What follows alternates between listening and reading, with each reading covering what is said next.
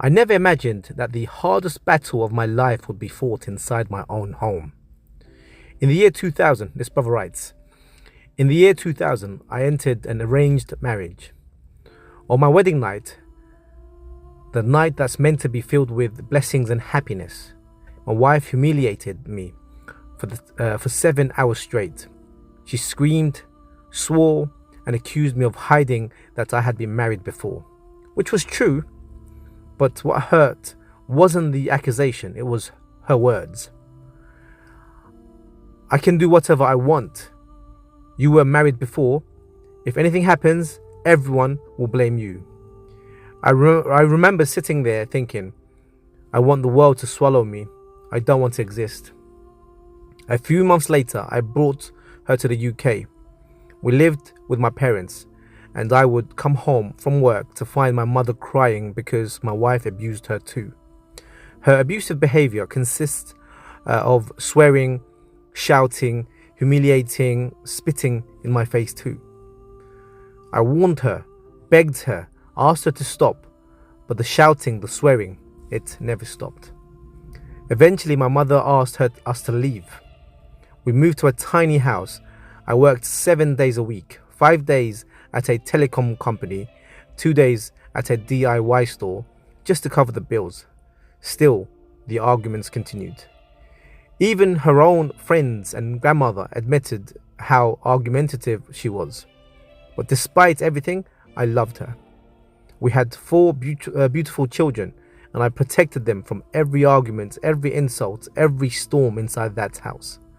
By 2010, I finally felt content, confident, happy.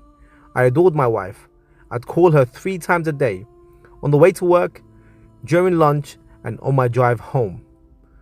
Then we bought a bigger house. I renovated it for 7 months.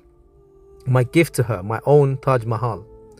But the moment we moved in, I noticed something changed. I wrote her a letter asking what was wrong. She replied with 2 letters, and I still have one of this to this day. She told me she no longer loved me. She'd fallen for another man, someone she met while taking the kids to school. And it didn't stop there. She'd ring me at work crying because this man was sitting next to his wife during a Christmas play. She told me, I look at him and he looks at me. I'm prettier than his wife. She even asked me for £66,000 because she planned to leave me and the kids for him. I was in a high-speed crash on the M1. My car crushed to half its size, and I survived by the mercy of Allah. I thought near death might change her heart. It didn't. At one point, I told her to leave. I stayed at home alone with 4 children. She came back a few hours later as if nothing had happened. From November 2010 to September 2011, I lived in humiliation. I asked her 3 times, do you like this man? She stayed silent. And finally, do you want to go with this man? Her reply, I can't.